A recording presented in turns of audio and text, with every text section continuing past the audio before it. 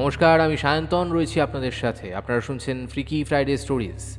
আমাদের চ্যানেলের সমস্ত গল্প শুনতে এক্ষুনি সাবস্ক্রাইব করুন আমাদের ইউটিউব চ্যানেলে। বেল আইকনে ক্লিক করতে ভুলবেন না সমস্ত গল্পের আপডেট এবং নোটিফিকেশনস সবার আগে পাওয়ার জন্য। আজ ফ্রিকি ফ্রাইডে স্টোরিজে আপনারা শুনবেন লেখক সুমিত মিত্রর লেখা একটি বিশেষ স্বাদের গল্প, ডক্টর সান্যালের উইল। আজকের গল্প পাঠ ও গল্পের সূত্রধার আমি সায়ন্তন। শুরু হচ্ছে আজকের বিশেষ নিবেদন, লেখক সুমিত মিত্রর লেখা ডক্টর সান্যালের উইল।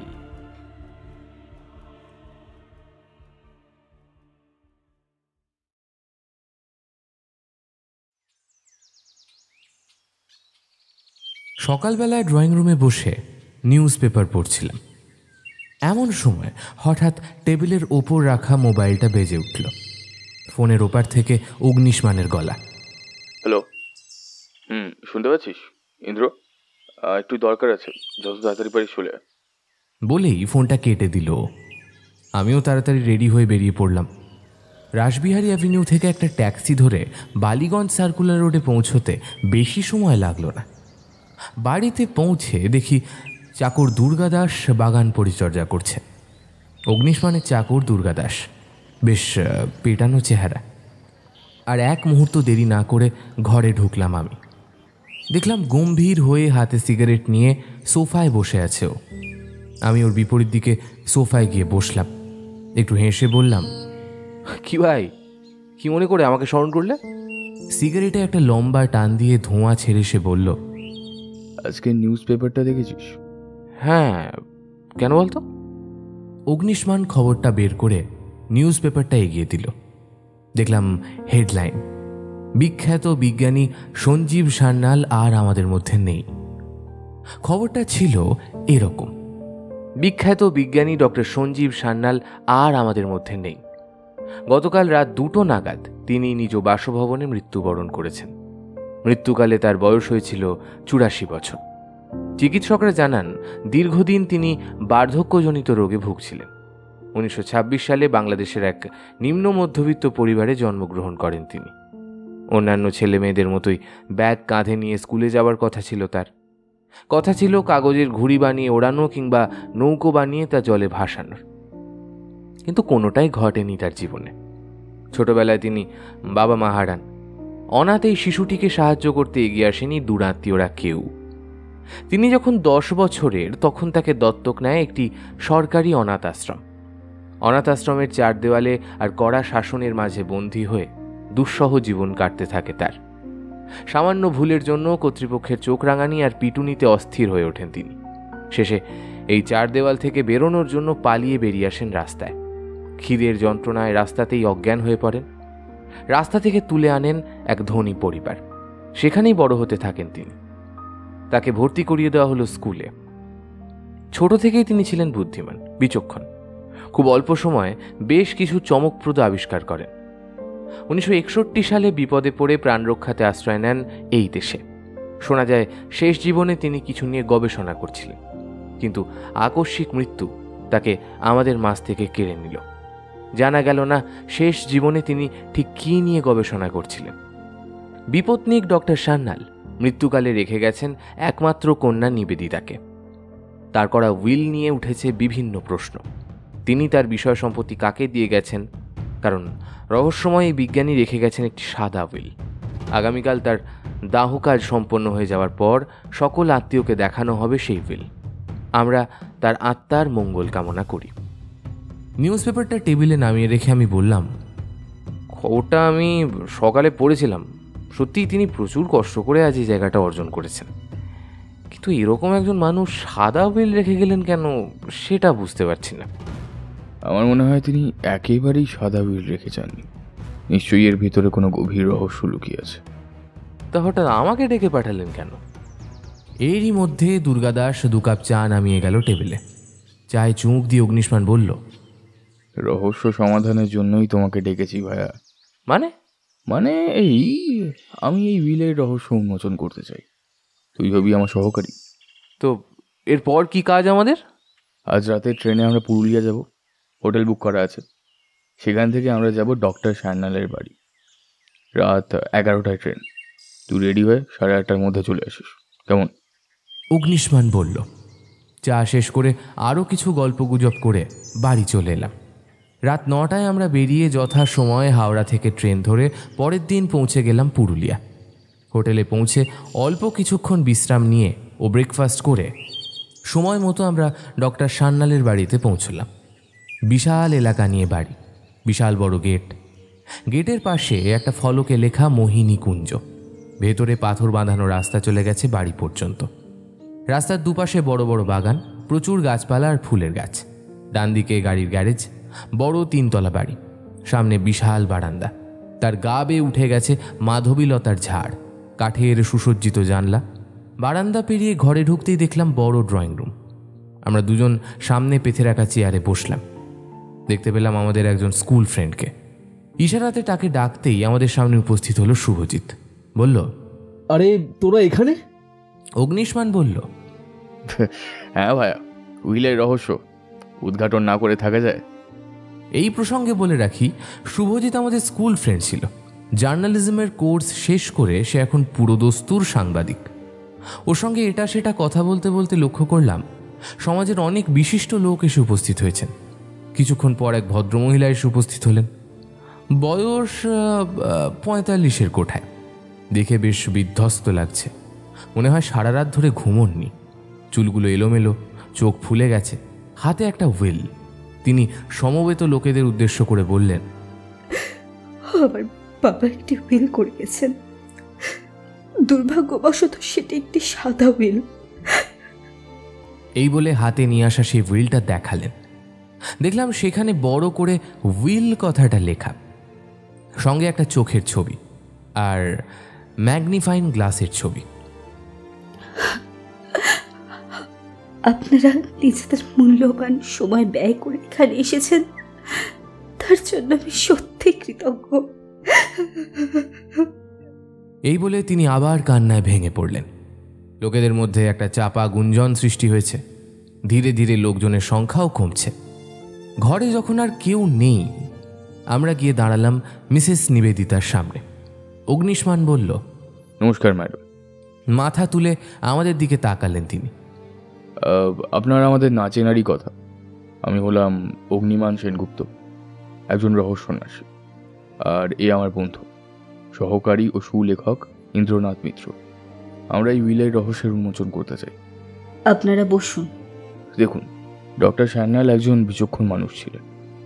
তার উইলটি সবাই খামখেয়ালি উদাহরণ হিসেবে ধরলেও আমার তা মনে হয় না। সেরকম হলে উইল করতেনই না তিনি। আমার ধারণা তিনি উইলের মাধ্যমে আপনাকে কিছু জানাতে চেয়েছেন। দেখুন, আপনারা রহস্যান্বেষী, তাই আপনারা সব কিছুকে সন্দেহের চোখেই দেখেন। বাবার তেমন কোনো সম্পত্তি ছিল না, এই জমি আর বাড়ি ছাড়া। আচ্ছা, ডক্টর সান্যাল কি উইলে কোনো সাক্ষী রাখেননি? হ্যাঁ, রেখেছেন। আমাদের উকিল মিস্টার সুধীর বসুকে। তিনি বলেছেন বাবা স্বাক্ষর করতে বলায় তিনি সই করেছেন। ভেবেছিলেন পরে তা পাল্টে নেবেন, কিন্তু সেটার হয়ে উঠল না। আপনার বাবা মৃত্যুর আগে কি গোপন কিছু বলে গেছেন আপনাকে? না, তেমন কিছু বলেননি। এই সময় সেখানে এসে দাঁড়ালো আমাদের বয়সী এক যুবক। মিসেস নিবেদিতা পরিচয় করিয়ে দিলেন আমাদের সঙ্গে। আমার মামাতো ভাই সোহম। হ্যালো সোহম। বলে হাত বাড়িয়ে দিলাম আমরা। হাত মেলাতে মেলাতে সোহম বলল, আপনাদের পরিচয়? আমাদের সংক্ষিপ্ত পরিচয় দিলাম আমরা। কিন্তু আপনারা এখানে? আমরা ধারণা করছি ডক্টর সান্যাল উইলের মধ্যে গোপন কিছু সংকেত দিয়ে গেছে। আমারও তাই মনে হচ্ছে। উইলটি আমাদের একবার দিন। উইলটা হাতে নিয়ে অগ্নিষ্মান উল্টে পাল্টে দেখল, কিন্তু কিছুই খুঁজে পাওয়া গেল না ওই লেখার সংকেতগুলো ছাড়া। তবে একটা বিষয় পরিষ্কার, যদি কেউ এই পাজল সমাধান করতে পারে তাহলে সেই একটা কিছুর সন্ধান পাবে, অবশ্য যদি খামখেয়ালিপনা না হয়। মোবাইলে ছবি তুলে উইলটা ফেরত দিল অগ্নিষ্মান। বেশ, আজ তবে আমরা উঠি ম্যাডাম। কিছু জানতে পারলে আপনাকে জানাবো। একটা ট্যাক্সি ধরে আমরা ফিরে এলাম হোটেলে। হোটেলে ফিরে স্নান করে নিচের ক্যান্টিনে গিয়ে দুপুরে ভাত, ডাল, তরকারি, ইলিশ মাছ সহযোগে খাওয়া দাওয়া সেরে রুমে এসে বসলাম। একটা সিগারেট ধরিয়ে অগ্নিষ্মান মোবাইলে তুলে আনা ছবিটা দেখতে থাকলো মন দিয়ে। আমি বললাম, আমার মাথায় না কিছু ঢুকছে না ভাই। উইলে তো এটুকু লেখা ছাড়া কিছু লেখা নেই। কে বললো কিছু লেখা নেই? হ্যাঁ, দেখো, একটা চোখ আঁকা আর ম্যাগনিফাইং গ্লাসের ছবি আঁকা। কোথাও উইল দেখতে বলেনি তো? দেখলাম তো, কিন্তু কিছুই তো পেলাম না। উইল, এটাই হলো মূল কথা। ভাই অত জটিলতা না করে সোজা বাংলায় বল। উইল শব্দটি দেখতে বলা হয়েছে, আর এই যে ম্যাগনিফাইং গ্লাস, এটার মাধ্যমে খুঁজতে বলা হয়েছে। কি দেখবো আর কি বা খুঁজবো? সেটা জানলে তো রহস্য সমাধান হয়েই যেত। গোপন কিছুই উইলে লেখেননি ডক্টর সান্যাল। আমরা ভালো করে দেখেছি, উইল শব্দটি ছাড়া আর কিছুই দেখছি না সেখানে। ভাবতে হবে, বুঝলে, সহজে যাতে কেউ না বুঝতে পারে সেভাবেই তৈরি করা হয়েছে ধাঁধাটি। খাওয়া দাওয়ার পর খুব ঘুম পেয়ে গেছিল, তাই এসবের মাঝে কখন যে ঘুমিয়ে পড়েছিলাম মনে নেই। সন্ধেবেলা আমরা বই পড়ে আর টিভি দেখে কাটিয়ে দিলাম। পরদিন সকালবেলায় ঘুম থেকে উঠে দেখি সোফায় বসে ট্যাবে মগ্ন হয়ে অগ্নিষ্মান কি যেন খুঁজছে। আমায় উঠতে দেখে মাথা তুলে তাকালো, বলল, তেমন কিছুই বুঝতে পারলাম না ডক্টর সান্যালের সম্পর্কে, তবে উইলের ধাঁধার রহস্যটা আজ করতে পেরেছি। কি? আগ্রহ প্রকাশ করে জিজ্ঞেস করলাম আমি। ডক্টর সান্যাল সংখ্যা নিয়ে খেলতে ভালোবাসতেন। দু একটা আর্টিকেল সেটা নিয়ে লিখেছে। আমরা যদি উইল শব্দটির উকে 5 ধরি আর ইকে 2 ধরি, তাহলে দুটো সংখ্যা পাই। সংখ্যার মতো দেখতে বর্ণ দুটো। তেমনই লকে আমরা 3 ধরতে পারি, তাহলে সংখ্যা দাঁড়াচ্ছে 5, 2, 3, 523। হ্যাঁ, ধরা যেতে পারে। এখনই মিসেস নিবেদিতার সঙ্গে একবার কথা বলা দরকার। সঙ্গে সঙ্গে কল করলো অগ্নিষ্মান, কিন্তু মিসেস নিবেদিতা ফোনটা রিসিভ করলেন না। আবার কিছুক্ষণ পরে ডায়াল করা হলো ফোন, কিন্তু এবারেও তিনি ফোন ধরলেন না। অগ্নিষ্মান বলল, কিছু একটা গন্ডগোল আছে, চলো বেরোতে হবে। হোটেল থেকে বেরিয়ে একটা টোটো নিয়ে 20 মিনিটে আমরা পৌঁছে গেলাম মোহিনী কুঞ্জে। গেট খোলা থাকায় টোটো নিয়ে সোজা ঢুকে পড়লাম ভেতরে। দরজার সামনে গিয়ে কলিং বেল টিপলাম। কিছুক্ষণ বাদে দরজা খুলে দিল সোহম। ঘরে প্রবেশ করে আমরা সোফায় বসলাম। দেখলাম ড্রয়িং রুমের আরামকেদারায় আধশোয়া অবস্থায় বই পড়ছেন মিসেস নিবেদিতা। কালকের থেকে মহিলাকে আজ বেশি ভালো দেখাচ্ছে। চুলগুলো আঁচড়ানো, চোখ মুখ স্বাভাবিক। আমাদের দেখে বইটা টেবিলে নামিয়ে রাখলেন। বললেন, আপনাকে আমরা ফোন করেছিলাম। কথা শেষ হতে না হতেই সোহম বলল, আসলে দিদিকে নিয়ে ডাক্তারের কাছে গিয়েছিলাম। ফোনটা ভুল করে দিদি বাড়িতে রেখে গিয়েছিল, তাই ফোন ধরতে পারিনি। তো উইলের ব্যাপারে কিছু জানতে পারলেন আপনারা? তেমন কিছু না, আমাদের অনুমানের ওপরেই কাজ করতে হবে। অগ্নিষ্মান উইল শব্দটা নিয়ে তার ভাবনার ব্যাপারটা বলল। আচ্ছা, আপনাদের বাড়িতে 523 সংখ্যাটা দিয়ে কোনো কিছু নাম্বার আছে? জিজ্ঞেস করলো অগ্নিষ্মান। নিবেদিতা একটু ভেবে উত্তর দিলেন, দেখুন, আমি আমার পরিবার সহ মুম্বাইয়ে থাকি। বাবা অসুস্থ শুনে এখানে এসেছি গত সপ্তাহে, তাই এমন কিছু নম্বর তো আমার অন্তত মনে পড়ছে না। আমাদের একবার খুঁজে দেখা উচিত। এত বড় বাড়িতে কোথায় খুঁজবেন আপনারা? ইন্দ্র, তুই বাড়ির ওপর তলাটা রেখে আয়, আমি নিচের তলা আর পুরো বাগানটা একবার ঘুরে দেখছি। আমাকে কি কিছু করতে হবে? না না, আপনাকে কিচ্ছু করতে হবে না। আপনার শরীর খারাপ, আপনি বরং বিশ্রাম নিন। ইন্দ্র, ঘরের প্রত্যেকটা কোণা কিন্তু ভালো করে খুঁজে দেখবি। 523-এর উপরে নিচের সংখ্যাগুলোও খুঁজবে। এই বলে অগ্নিষ্মান নিচের তলায় খুঁজতে শুরু করলো। আমিও খোঁজা শুরু করলাম, কিন্তু সেরকম কিছু পেলাম না। কিছুক্ষণ পর গ্যারেজে ঢুকলো সে। পুরনো গ্যারেজ, দেওয়ালের প্লাস্টার খসে পড়েছে, দেখবার মতো কিছু নেই। তবুও দেওয়ালের ময়লা ঝেড়ে দেখলো অগ্নিষ্মান যদি কোনো নাম্বার থেকে থাকে। শেষে অবসন্ন হয়ে ঘরে ফিরে এলো। আচ্ছা, ডক্টর সান্যাল কি আশেপাশে কোথাও বেড়াতে যেতেন? হ্যাঁ, বিকেলে উনি হাঁটতে বেরোতেন। সামনে একটা ছোট পার্ক আছে, তার সামনে ছোট বেঞ্চ পাতা আছে, ওখানে গিয়ে বসতেন। চলুন তো গিয়ে দেখি একবার। বাড়ি থেকে বেরিয়ে কিছুটা হেঁটে আমরা পার্কের সামনে পৌঁছলাম। কতগুলো পুরনো বেঞ্চি বসানো আছে, কিন্তু বেঞ্চির গায়ে অন্য নাম্বার। হঠাৎ করে অগ্নিষ্মানের চোখ গেল একটা ডাক বাক্সের দিকে। লক্ষ্য করলাম এক চিলতে হাসি দেখা গেল ওর ঠোঁটে। ডাক বাক্সের দিকে তাকিয়ে দেখি ডাক বাক্সের ওপরে লেখা 523। তালা না থাকায় হাত ঢুকিয়ে দিল অগ্নিষ্মান। অগ্নিষ্মান যখন হাত বের করে আনলো তখন দেখা গেল তার হাতে একটা ছোট কালো খাম। ওটা খুলতে পাওয়া গেল একটা ছোট কাগজ। মুচকি হেসে অগ্নিষ্মান বলল, আর একটা ধাঁধা। হাত থেকে কাগজটা নিয়ে পড়তে লাগলাম আমি। তাতে লেখা, সেই বৃদ্ধের কাছে যাও যার চোখে আছে 30 বছরের যুদ্ধের ইতিহাস। সময় অসময় বৃদ্ধ সে, ইম আর বোসের সাথে করে হা হুতাশ। দুর্গের ছাদের পেছনে বাঘ শব্দ করে 12 মাস। তারপর 5টা ছোট ছোট উপর নিচ দাগ আঁকা। দাগগুলোর আবার ছায়া আছে। এই সময় কালো মেঘে ঢেকে গেল আকাশ, সাথে ঠান্ডা বাতাস বইতে লাগলো। আমরা তাড়াতাড়ি ফিরে এলাম মোহিনী কুঞ্জে। মিসেস নিবেদিতা আগের মতোই বই পড়ছেন। আমাদের ঢুকতে দেখে চোখ তুলে তাকালেন। গোল হয়ে সকলে টেবিলের পাশে বসলাম। অগ্নিষ্মান ধাঁধাটা খুলে ধরল টেবিলের ওপর। নিবেদিতা ধাঁধার কিছুই বুঝল না। সোহম বলল, এবার মনে হচ্ছে ডক্টর সান্যালের মাথা সত্যিই খারাপ হয়ে গিয়েছিল। এই ধাঁধার কোনো মানে হয় না।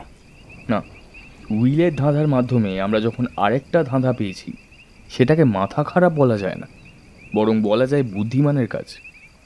আমাদের এখন ধাঁধাটি নিয়ে ভাবা উচিত। যুক্তি দেখালো অগ্নিষ্মান। মুষলধারে বৃষ্টি পড়ছে, থেকে থেকে বিদ্যুৎ চমকাচ্ছে, ঘর অন্ধকার হয়ে আসছে। সোহম গিয়ে লাইট জ্বালালো।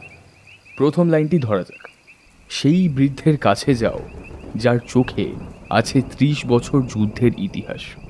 আমাদের এমন একজনের কাছে যেতে হবে যার জানা আছে পুরো 30 বছরের যুদ্ধের ইতিহাস। আমি এখনো মানতে পারছি না, এই শতাব্দীতে কখনো 30 বছর ধরে যুদ্ধ হয়েছে? এই শতাব্দীতে হয়নি, তবে 1618 থেকে 1648 30 বছর ধরে যুদ্ধ সংগঠিত হয়।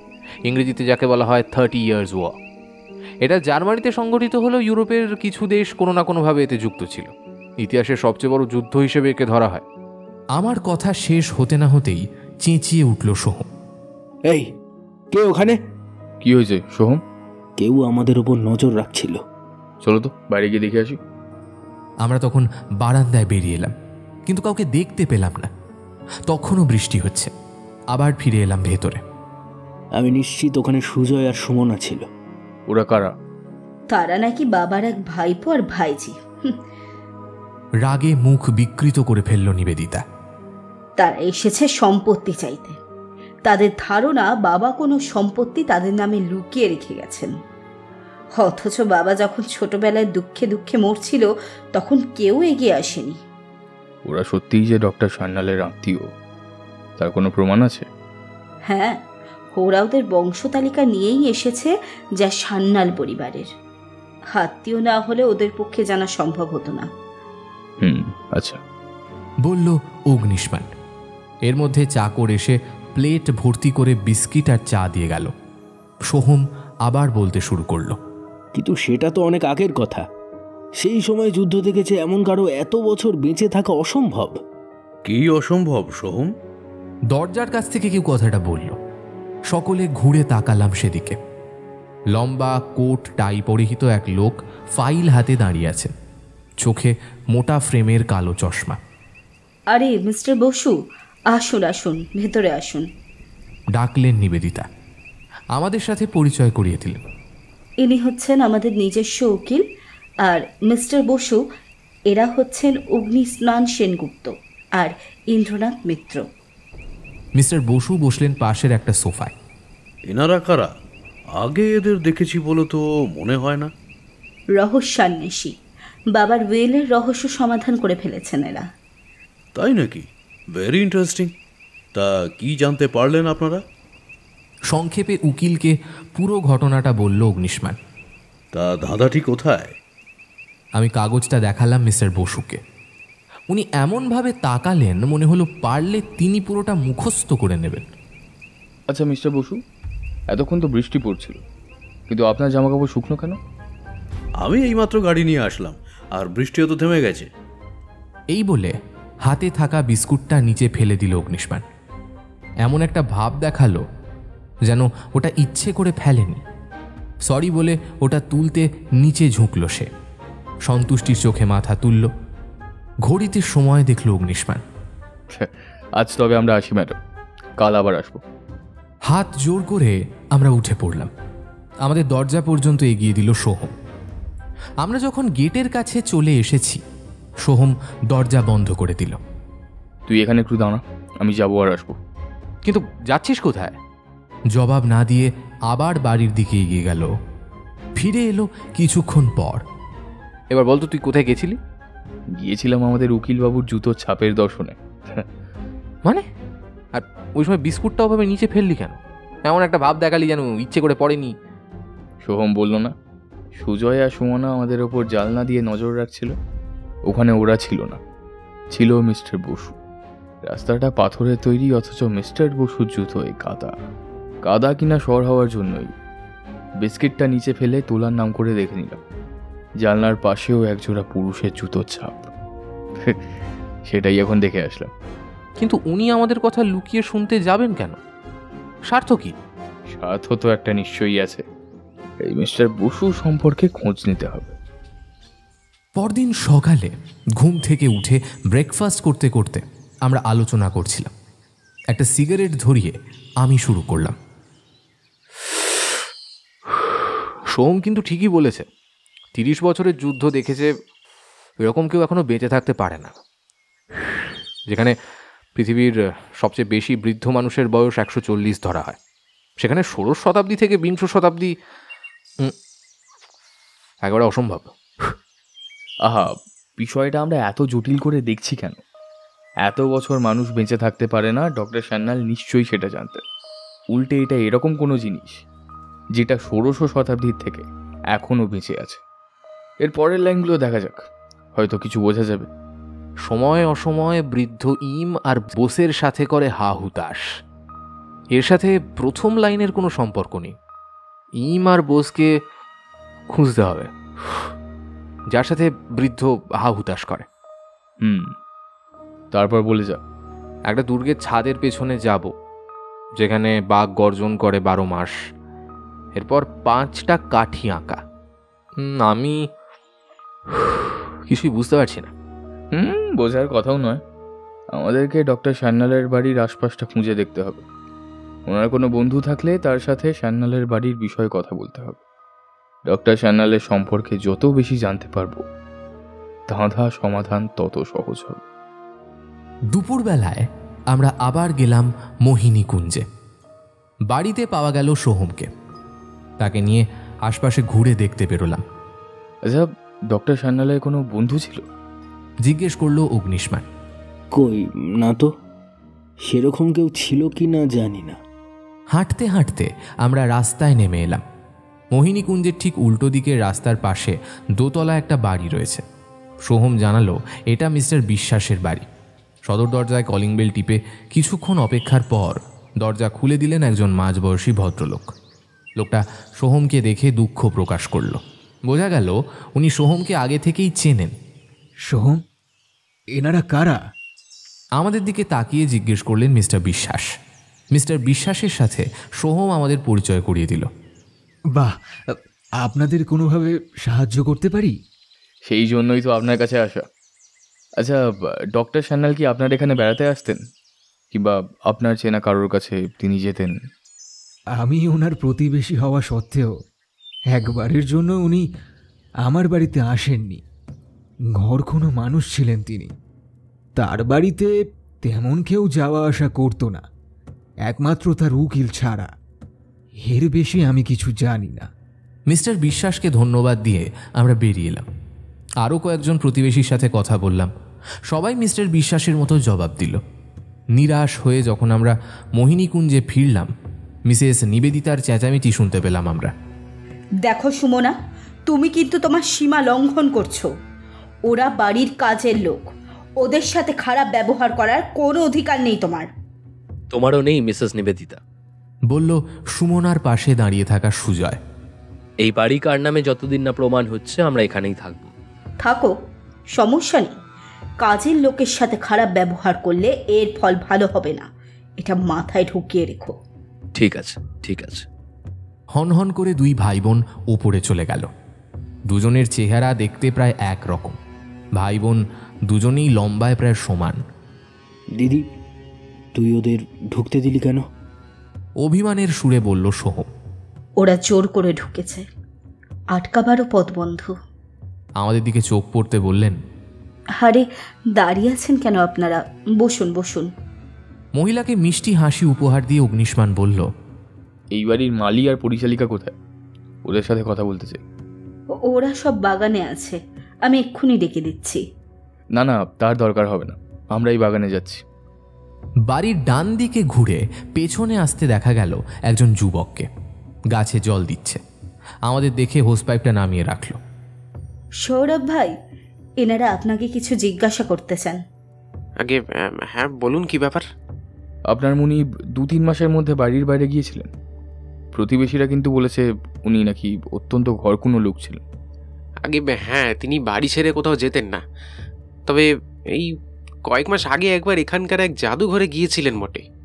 শুধু জাদুঘরে গেছেন এটা কেন মনে হলো?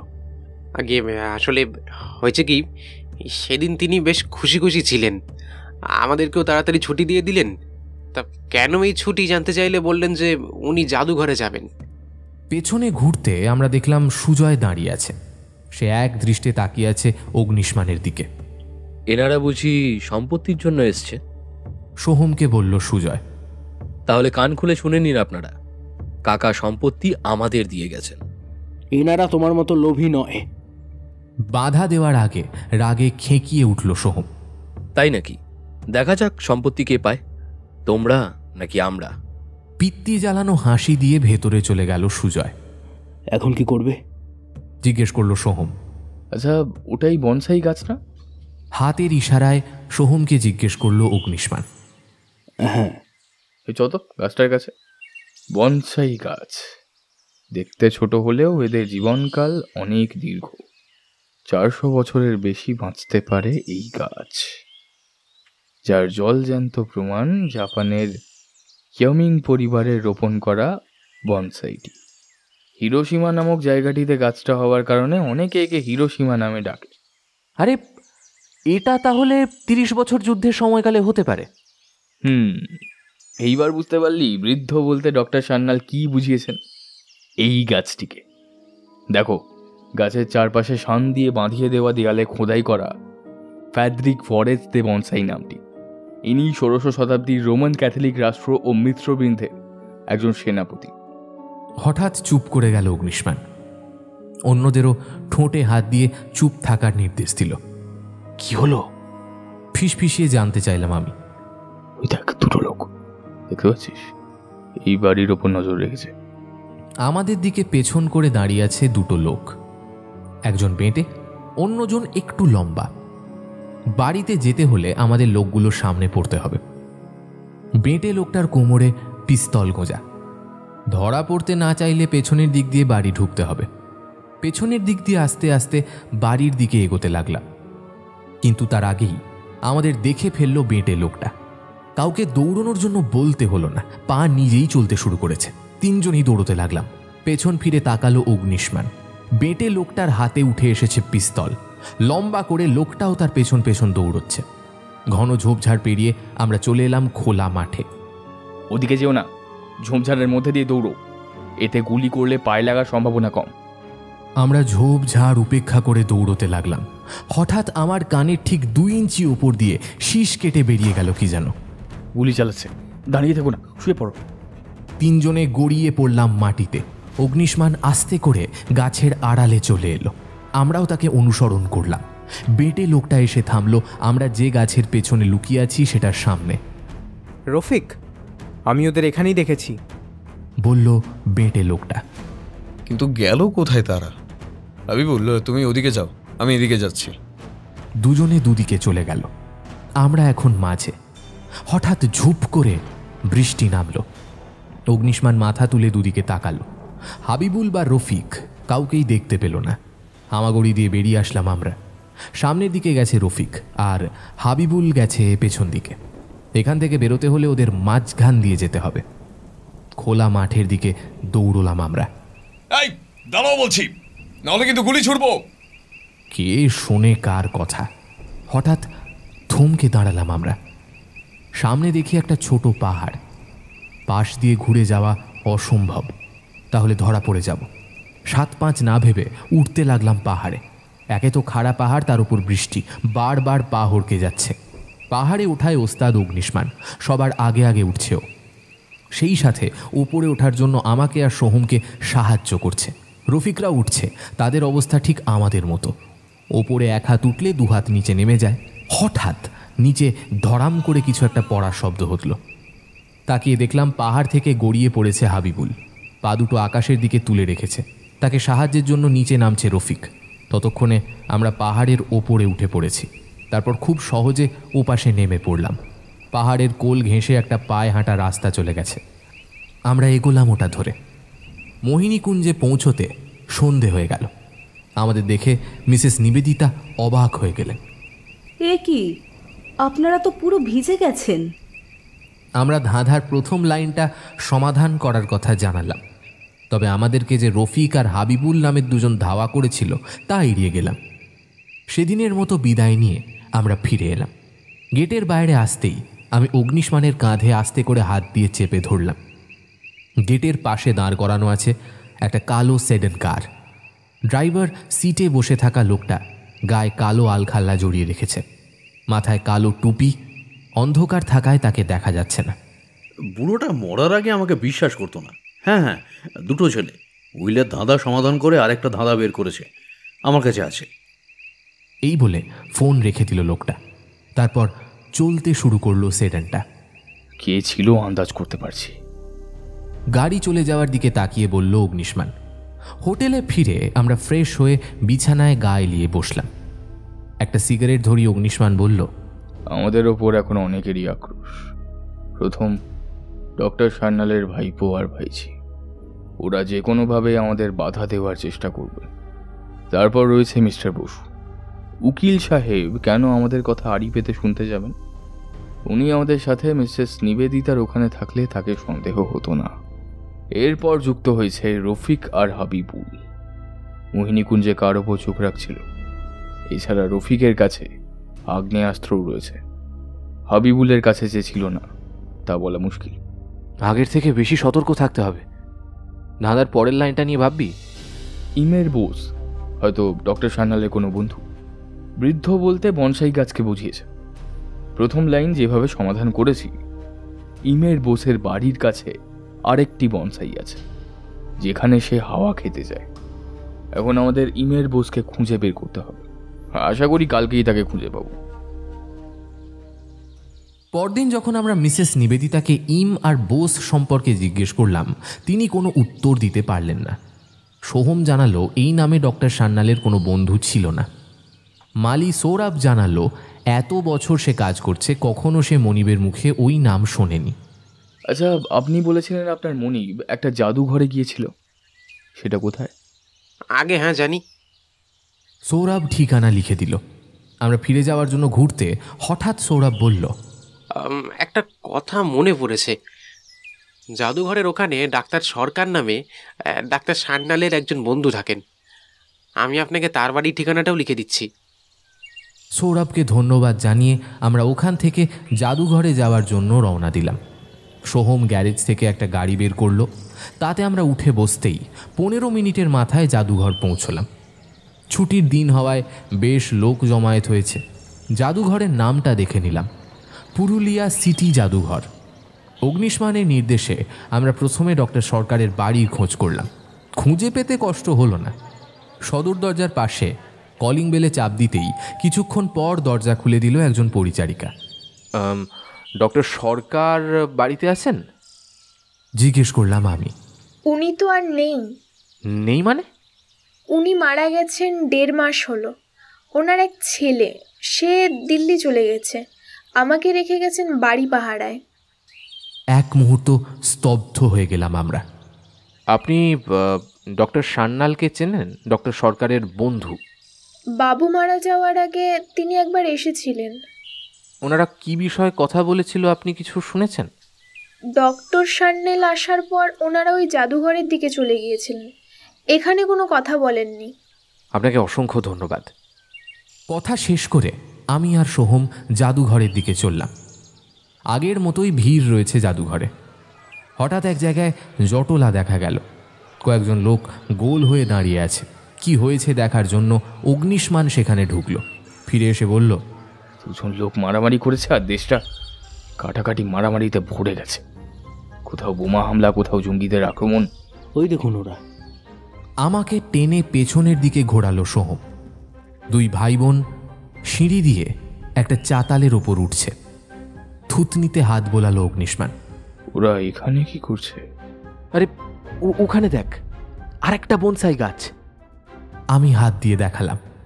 আমরা দৌড়ে চলে এলাম জাদুঘরের পেছন দিকে। চাতালের একপাশে বনসাই গাছটা বসানো, তার পাশে রয়েছে বিখ্যাত বিজ্ঞানী জগদীশচন্দ্র বসুর ভাস্কর্য। সিঁড়ি, বনসাই আর ভাস্কর্য দেখে হাসির ঝলক দেখা গেল অগ্নিষ্মানের চোখে মুখে। পরক্ষণেই বিষাদে মুখটা বিকৃত হয়ে গেল। শিট, এখানে আমাদের আরো আগে আসা উচিত ছিল, তাহলে সূত্রটি মুছে যেত না। পা দিয়ে লাথি মারল মাটিতে অগ্নিষ্মান। কিন্তু হয়েছেটা কি সেটা তো বলবি। দাদার দ্বিতীয় লাইনে যেটা সমাধান করতে বলা হয়েছে তা করে আর ফায়দা নেই। কিন্তু সমাধান হলো কোথায়? এই ধাঁধাটা আরেকবার পড়ো তো। অগ্নিষ্মান বলল। আমি বিড়বিড় করে পড়লাম। কিছু বুঝতে না পেরে অগ্নিষ্মানের দিকে তাকালাম। বুঝলে না? সহজ করে দিচ্ছি। ইমকে উল্টো করলে কি দাঁড়ায়? ইমকে উল্টো করে দাঁড়ায় মই, মানে সিঁড়ি। বুঝেছি। সিঁড়ির সাথে লাগানো জগদীশচন্দ্র বসুর ভাস্কর্য। ইংরেজরা তাকে সংক্ষেপে ডাকত জেসি বোস। সিঁড়ির সাথে লাগানো বোসের নির্দেশিত পথের দিকে আমাদের যেতে বলা হয়েছে। এখন কি করব? দুই ভাই বোন তো মূর্তির নির্দেশিত দিক পাল্টে দিয়ে গেছে। ভাস্কর্যে আচার্য বসু একটি হাত তুলে রেখেছেন একদিকে, ভাস্কর্যের নিচে চাকা লাগানো, ঘোরানো যায়। দুই ভাই বোন সেটিকে ঘুরিয়ে অন্যদিকে করে দিয়েছে। কিছু করার নেই এখন। অগ্নিষ্মানের রাগ হচ্ছে নিজের ওপর। দুই ভাই বোন তার থেকে এক ধাপ এগিয়ে আছে, কেন আরো আগে সে এখানে এলো না? তৃতীয় লাইনটির মানে খুঁজে বের করতে হবে। এখানে কোনো পুরনো দুর্গ আছে কিনা জানি না। চলো তোমাদের বাড়ি গিয়ে বসে এই নিয়ে ভাবা যাক। বাড়ি ফিরে দেখি একটা গাড়ি দাঁড় করানো রয়েছে। কে এসেছে দেখার জন্য ভেতরে ঢুকলাম। মিসেস নিবেদিতার সাথে কথা বলছেন মিস্টার বসু। আমাদের দেখে জিজ্ঞেস করলেন, তা কেস কদ্দূর এগোলো? আমরা আমাদের চেষ্টা চালাচ্ছি। আচ্ছা, আপনি তো ডক্টর সান্যালের অনেক দিনের পরিচিত, নিশ্চয়ই এই এলাকা সম্পর্কে খোঁজ খবর রাখেন। আচ্ছা, এখানে কোনো পুরনো দুর্গ আছে? আপনি জানেন কিছু? হ্যাঁ, একটা দুর্গ আছে। দুর্গটি তৈরি করেন 1932 সালে একজন ব্রিটিশ। তবে এখন ওটা পরিত্যক্ত। বেশি দূরে না, ওই পায়ে হেঁটে যেতে পারবেন আপনারা। দুই ভাই বোন কোথায়? দুই ভাই বোন কোথায় গেছে জানি না, বললেন নিবেদিতা। বিদায় নিয়ে আমরা বেরিয়ে এলাম। রাস্তায় একজন হকারকে দেখে অগ্নিষ্মানের সন্দেহ হলো। পাশ কাটিয়ে চলে আসার পর বলল, ওই লোকটাকে কোথায় যেন দেখেছি। আমারও তাই মনে হচ্ছে। অনেকটা রফিকের মতন দেখাচ্ছে। ও ওখানে কি করছে? কিছু একটা উদ্দেশ্যে সে এখানে এসেছে। আমাদের কিন্তু খুব সাবধান থাকতে হবে। আমরা হোটেলে ফিরে এলাম। ড্রয়িং রুমে বসে অগ্নিষ্মান ট্যাবে গুগল ম্যাপে এলাকার দুর্গের খোঁজ করতে লাগলো। তবে মিস্টার বসুর বর্ণিত দুর্গ ছাড়া ম্যাপে আর কোনো দুর্গ পাওয়া গেল না। আচ্ছা, এরম করলে কেমন হয়? আমরা 1900 সালের আগের ম্যাপ খুঁজে দেখব। বলা তো যায় না তখনকার কোনো দুর্গ নতুন ম্যাপ থেকে বাদ পড়েছে। ঠিক বলেছ।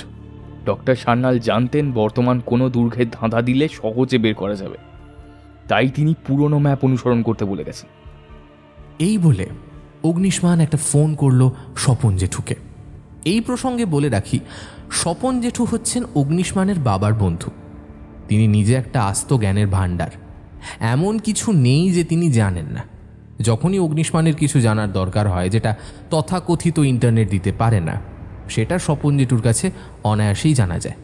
তাদের মধ্যে কথোপকথন তুলে দিলাম নিচে। হ্যালো জেঠু, আমি অগ্নিষ্মান, চিনতে পারছো? হ্যাঁ চিনতে পারছি। বল বল, কেমন আছিস? এই চলছে। তোমার সব খবর ঠিক তো? এই চলে যাচ্ছে রে কোনো মতে। একটু অসুবিধায় পড়ে তোমাকে ফোন করলাম। আমার পুরুলিয়া স্টেশনের ও তার আশেপাশে এলাকার একটা ম্যাপ দরকার, তবে তা 1900 সালের আগের হতে হবে। হ্যাঁ, ওই এলাকার ওপর আমার একটা ম্যাপ আছে, আমার কাছেই আছে, তবে বেশ পুরনো।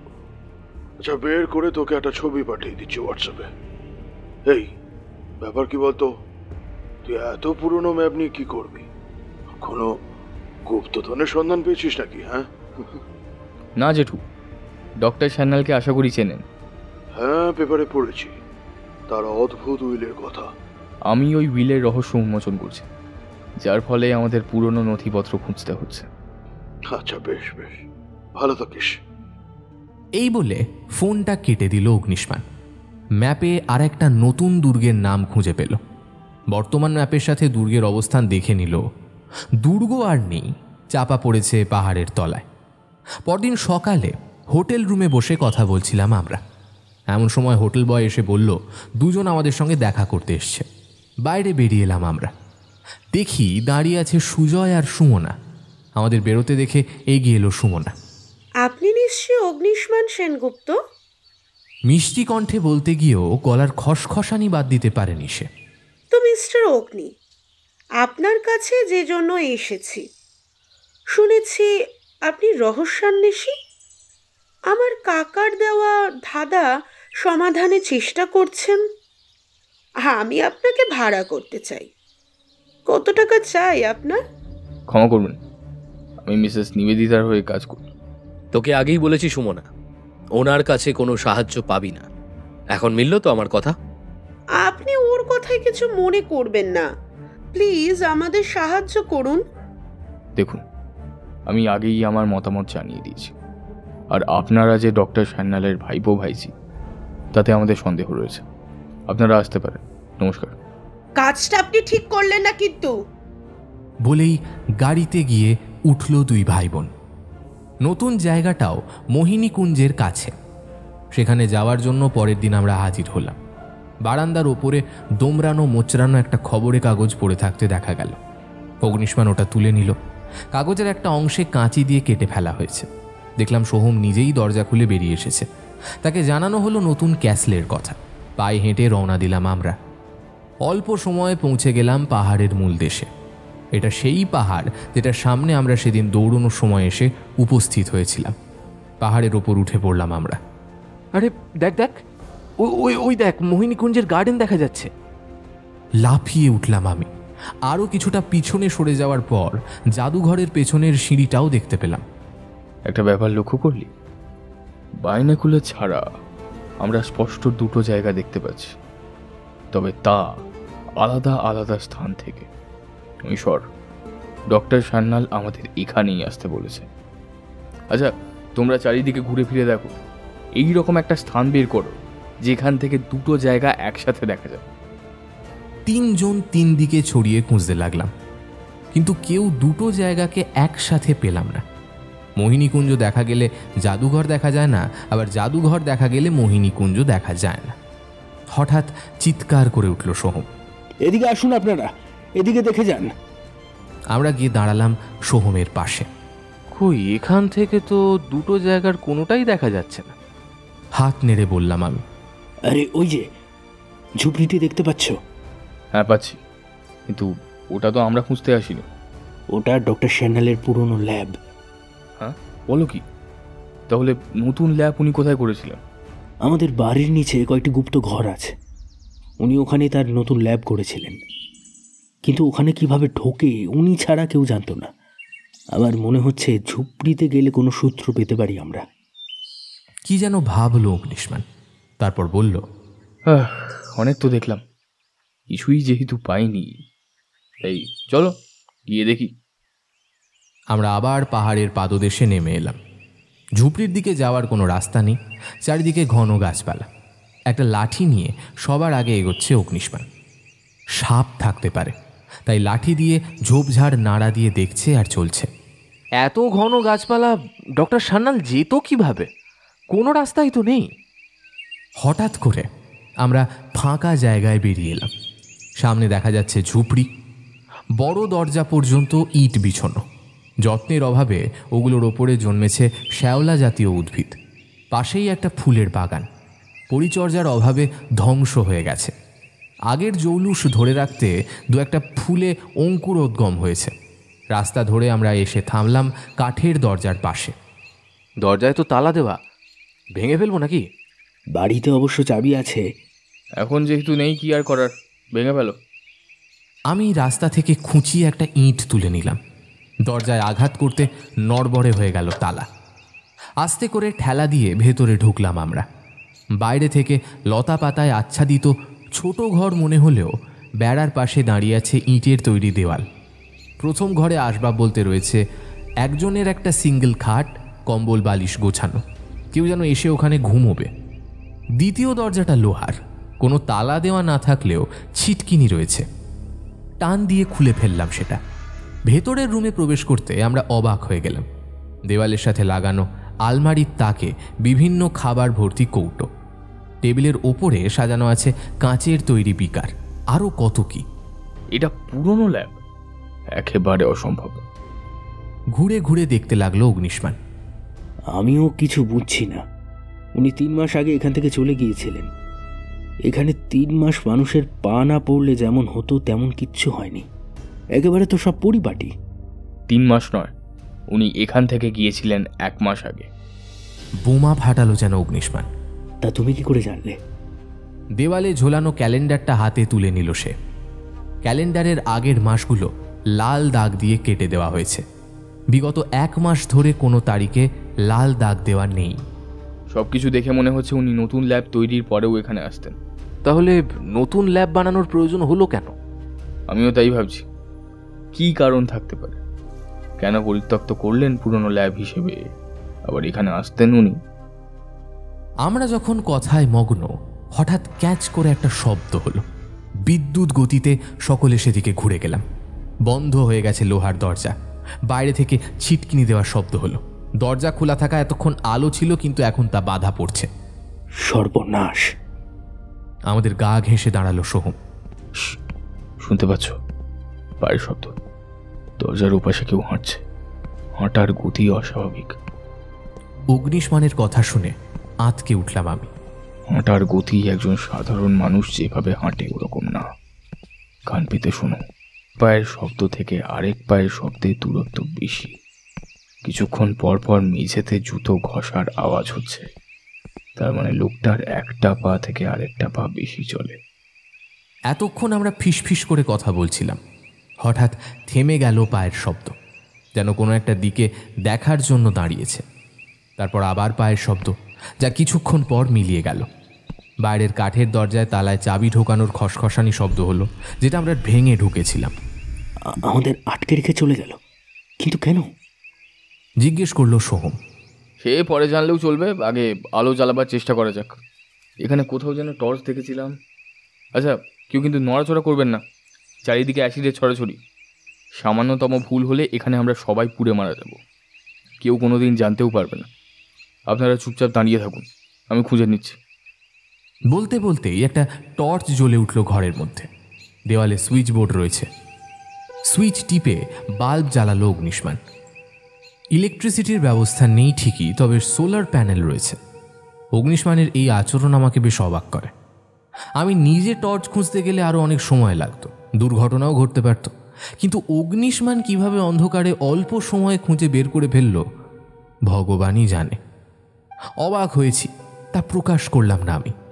এমন জায়গায় আটকালাম, কাউকে ডাকলেও শুনবে না। ধপ করে মেঝেতে বসে পড়ল সোহম। বসে থেকে সময় নষ্ট ছাড়া আর কিচ্ছু হবে না।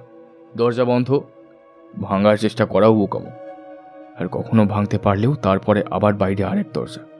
এই ঘরেই খুঁজে দেখতে হবে। বের হবার জন্য অন্য কোনো পথ নিশ্চয়ই আছে। থাকবে বলছিস? খুঁজে দেখতে অসুবিধা কি? একটা সম্ভাবনা তো তৈরি হয়েছে, সেটাকেই কাজে লাগাই। অগ্নিষ্মানের কথার পর আর কেউ কথা বাড়ালাম না। তিনজনে তন্ন তন্ন করে খুঁজলাম, টেবিলের নিচে, মেঝে, দেওয়াল, সব জায়গায় হাত দিয়ে চাপড় মেরে দেখলাম, কিন্তু বৃথা চেষ্টা। দেখার তো বাকি রাখলাম না, ওই লোকটা এসে যদি বের না করে আমাদের এখানেই থাকতে হবে। আলমারিতে যে খাবার আছে, না খেয়ে মরবো না। কাজের কথা আসা যাক, পুরো ঘর খুঁজলেও এখনো ওই আলমারি দেখা হয়নি। ওখানে কোনো গুপ্ত রাস্তা আছে বলে মনে হচ্ছে। থাকলে অবাক হব না। আলমারির নিচে চাকা লাগানো, ঠেলে একপাশে সরিয়ে আনলাম আমরা। মসৃণ দেওয়াল, গুপ্ত পথের কোনো লক্ষণ নেই। এটা কি? এই বলে দেওয়ালের দিকে এগিয়ে গেল অগ্নিষ্মান। মাছের চোখের মতো দেখতে একটা বোতাম, আলতো করে চাপ দিয়ে সরে এলো। প্রথম কয়েক মিনিট কিছুই ঘটল না, তারপর আচমকা দেওয়ালের মাঝ থেকে বেরিয়ে এলো একটা কাঠের দরজা। আস্তে করে টান দিতে খুলে গেল পাল্লা। ভেতরে টর্চের আলো ফেলল অগ্নিষ্মান।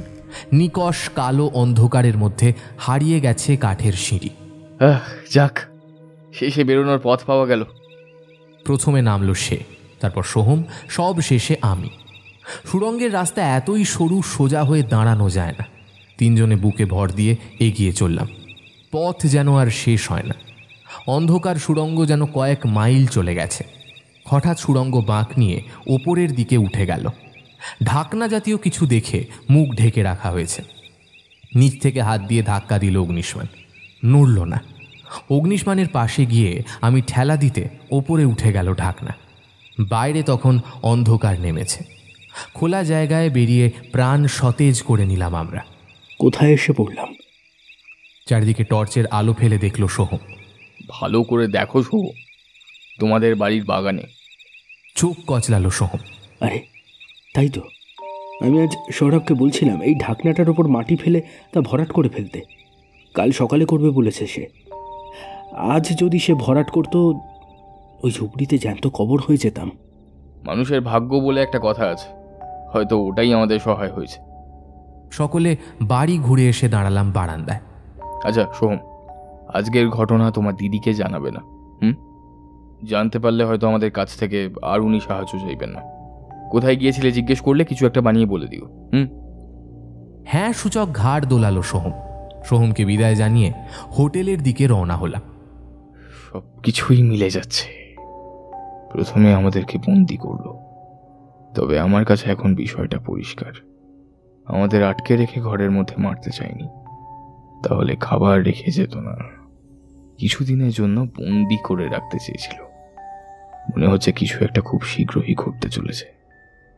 হোটেলে ফিরে রাতে ডিনার শেষ করে আমরা তাড়াতাড়ি শুয়ে পড়লাম। এমনিতেই সারাদিন যা ধকল গেছে, তাই বিছানায় গা এলিয়ে দিতেই গভীর ঘুমে আচ্ছন্ন হয়ে পড়লাম। সকালবেলা ঘুম ভাঙল হোটেল বয়ের ডাকাডাকিতে। ধুমায়িত চায়ের কাপ আর ব্রেড বাটার, ডিম টোস্ট ট্রেতে সাজিয়ে নিয়ে এসেছে সে। অগ্নিষ্মান হোটেল বয়কে আগের দিনের পেপারটা আনতে বলল। আমার হঠাৎ কালকে মোহিনী কুঞ্জে বারান্দায় পাওয়া পত্রিকার কথা মনে পড়ে গেল। কাঁচি দিয়ে যখন কাটা হয়েছে, নিশ্চয়ই কেউ কিছু লুকোতে চেয়েছে। আমি মনে মনে ভাবলাম, হোটেল বয় এসে গতকালের নিউজ পেপারটা দিয়ে গেল। আমরা যা খুঁজছিলাম কয়েক সেকেন্ডের মধ্যে পেয়ে যেতে আমরা একে অপরের মুখের দিকে চাওয়াচাই করলাম। একটা সাদা কালো ছবি, একজন মহিলা আর একজন পুরুষ স্বাভাবিকভাবে হেঁটে চলেছে। উভয় লম্বা, হাঁটু পর্যন্ত ঝুলে আছে পোশাকের ঝুল। পুরুষ লোকটার মাথায় সাদা টুপি, মেয়েটার পায়ে হাই হিল জুতো। ছবির কোয়ালিটি ততটা ভালো না হলেও চেনার জন্য যথেষ্ট। ছবির নিচে একটা ক্যাপশন রয়েছে, এরা দুজন চোর। গত মাসে বাংলাদেশের মিউজিয়াম থেকে একটা হীরের নেকলেস চুরি করে দুই চোর। নেকলেসটির মূল্য কোনো কিছু দিয়ে নির্ধারণ করা যায় না। এদের নামে আগেও চুরির ঘটনা রয়েছে। বিভিন্ন জায়গায় বিভিন্ন নামে বসবাস করে। ছবিটা মিউজিয়ামের সিসিটিভি ক্যামেরা থেকে নেওয়া হয়েছে। বিস্তারিত পরবর্তী পৃষ্ঠায়। চিন্তামগ্ন হয়ে একটা সিগারেট ধরালো অগ্নিষ্মান। ছবির মানুষ দুটো সুজয় আর সুমনা। তাহলে কি ওরা ডক্টর সান্যালের বাড়িতে ঢুকেছে প্রতারণা করার জন্য? যা করার তা আজকেই করতে হবে। অতঃপর আমরা বেরোলাম মোহিনী কুঞ্জের উদ্দেশ্যে। মোহিনীকুঞ্জে পৌঁছে দেখলাম সুজয় আর সুমনা ডাইনিং টেবিলে বসে ব্রেকফাস্ট করছে। অপর পাশে রয়েছে সোহম আর তার দিদি। অগ্নিষ্মানকে দেখে ঘৃণায় মুখ বেঁকালো সুজয়। সুমনা তাদেরকে পাত্তাই দিল না, উল্টে একটু মুচকি হাসল। আরে আপনারা আসুন আসুন, আমাদের সাথেই ব্রেকফাস্ট করুন। খাওয়ার জন্য আমাদের আমন্ত্রণ জানালেন মিসেস নিবেদিতা। অগ্নিষ্মান বলল, না ধন্যবাদ, আমরা ব্রেকফাস্ট করেই এসেছি। সোহম, তুমি এদিকে এসো তো, তোমার ছবি তুলবো কয়েকটা। প্রথমে অবাক হলো সোহম, তারপর মনে পড়ল অগ্নিষ্মান কোনো কারণ ছাড়া কিছু করে না। চুপচাপ বাধ্য ছেলের মতো এসে দাঁড়ালো খাবার টেবিলের সামনে। মোবাইল ফোনে কয়েকটা ছবি তুলে ফেললো অগ্নিষ্মান। এই আপনি আমাদের ছবি তুলছেন কেন? চোখ টেনে জিজ্ঞেস করলো সুমনা। ব্যাপারটা সোহমও লক্ষ্য করেছে, ক্যামেরা তার দিকে ছিল না, ছিল ওদের দিকে। আপনারা কোনো সিনেমার নায়ক নায়িকা নাকি যে আপনাদের ছবি তুলবো? আর তুললেই বা কি, আপনারা তো আর চোর ডাকাত নয়। এই সোহম, দেখে যাও কেমন হয়েছে। ইশারায় সোহমের দিকে চোখ টিপল অগ্নিষ্মান। যা বোঝার বুঝে নিয়েছে সে। বাহ, তুমি তো দারুণ ছবি তুলতে পারো। অগ্নিষ্মানের মিথ্যে প্রশংসা করতে লাগলো সোহম। প্রকৃতপক্ষে সব তাদেরই ছবি, যা একটা একটা করে দেখিয়ে চলেছে অগ্নিষ্মান। তারপর আমরা একটু বাগানের দিকে সরে এলাম। আমি বললাম, আমার কেন জানি মনে হচ্ছে নির্দিষ্ট কোনো সময় পাহাড়ের চূড়া থেকে তাকালে মোহিনীকুঞ্জের গার্ডেন আর জাদুঘরের পেছনের সিঁড়ি, এই দুটো জায়গাকে একসাথে দেখতে পাওয়া যাবে। ধাঁধার তৃতীয় লাইনে প্রথমে বলা হয়েছে দুর্গের ছাদের পেছনে। আমরা দুর্গটা খুঁজে পেয়েছি, যা পাহাড় ধসে ভেঙে গেছে। পুরো পাহাড়টাই দুর্গের ওপর। তারপর বলা হয়েছে বাঘ গর্জন করে 12 মাস। পাহাড় হওয়ায় বাঘ থাকতে পারে, কিন্তু এখানে একটা সংখ্যা পাচ্ছি 12। কোথাও 12টা বাজার সময় তাকাতে বলেনি তো? চিন্তামগ্ন হয়ে একটা সিগারেট ধরালো অগ্নিষ্মান। আমার কথা শেষ হতে বলল, তেমন একটা ভরসা পাচ্ছি না। বাঘের গর্জন শব্দটি ছন্দ মেলানোর জন্য হতে পারে, বা উপমা। আর কোনো সূত্র নেই। যেহেতু আর কোনো সূত্র নেই, তাই 12টা নাগাদ না হয় একবার গিয়ে দেখেই আসবো। কাটায় কাটায় ঠিক 12টা বাজার একটু আগে আমরা পাহাড় চূড়োয় পৌঁছে গেলাম। 12টা বাজতেই সঙ্গে করে নিয়ে আসা বাইনোকুলার দিয়ে চারিদিক ঘুরে ঘুরে দেখতে লাগলো অগ্নিষ্মান। কিন্তু এবারেও বিফল হতে হলো আমাদের। কোনো জায়গা থেকেই দুটো স্থানকে একসাথে দেখতে আমরা পেলাম না। দূর, কিছুই বুঝতে পারছি না। আমি বললাম, এই দুর্গ মানে পাহাড় থেকেই তো তাকাবো, নাকি ডক্টর সান্যাল অন্য কোনো দুর্গের কথা বলেছেন? চোখ থেকে বাইনোকুলার নামিয়ে আনলাম আমি। 12টা 10 বেজে গেছে, কিছুতেই একসাথে দুটো জায়গাকে দেখতে পেলাম না। আমার কথা শেষ হতে না হতেই ঢং ঢং করে শব্দ হলো। এটা কিসের শব্দ? রাস্তার পাশে জঙ্গলের মধ্যে একটা থামে বড় একটা ঘড়ি আছে, ওটারই। এটা তৈরি হয়েছিল সেই মোঘল আমলে। থামটিতে আবার ডোরাকাটা রং হয়েছে। এক্ষুনি দেখার সময়। চারিদিক থেকে দুটো জায়গা একসাথে দেখার চেষ্টা করো, ফাস্ট। অগ্নিষ্মানের হঠাৎ হলো কি? ভ্যাবাচাকা খেয়ে গেলাম আমি। একটু পিছনে সরে আসতেই দেখতে পেলাম, হাত নেড়ে অগ্নিষ্মানকে কাছে ডাকলাম। বাইনোকুলার অগ্নিষ্মানের হাতে ধরিয়ে দিয়ে দেখতে বললাম। দুটো স্থানকে ওখান থেকে একসাথে দেখা যাচ্ছে। অনুমান ঠিক কিনা জানার জন্য অগ্নিষ্মান জায়গাটা পাল্টে দেখার চেষ্টা করলো, কিন্তু একসাথে মোহিনীকুঞ্জের গার্ডেন আর জাদুঘরের পেছনের সিঁড়ি দেখতে পেল না। তুমি বুঝলে কি করে এই সময় তাকাতে হবে? জিজ্ঞাসু দৃষ্টিতে তাকালাম আমি। আমি এক্ষুনি যেই ঘড়ির বর্ণনা দিলাম, মনে হয় ঘড়িটা 10 মিনিট স্লট। ইংরেজ আমলে পর্যন্ত ঘড়ির টাইম ঠিকই ছিল। পাকিস্তানিরা এসে গন্ডগোল পাকায়। ঘড়ির সময় ধরে সে সময় মুক্তিযোদ্ধারা যুদ্ধে যেত। বিভিন্ন কাজ একটা নির্দিষ্ট সময় করত। সৈন্যরা যাতে সব তালগোল পাকিয়ে ফেলে, তাই চালাকি করে পাকিস্তানিরা 10 মিনিট কমিয়ে আনে। এতে মুক্তিযোদ্ধাদের কাজে বিঘ্ন ঘটে। কিন্তু ঘড়ির সাথে ধাঁধার কি সম্পর্ক? কথায় আছে, লেজ থাকলেই বন্য প্রাণী হয় না। ভাইয়া, একটু ঝেড়ে কাশো। জিজ্ঞেস করছি ঘড়ির কথা, আর তুমি চলে যাচ্ছ লেজে।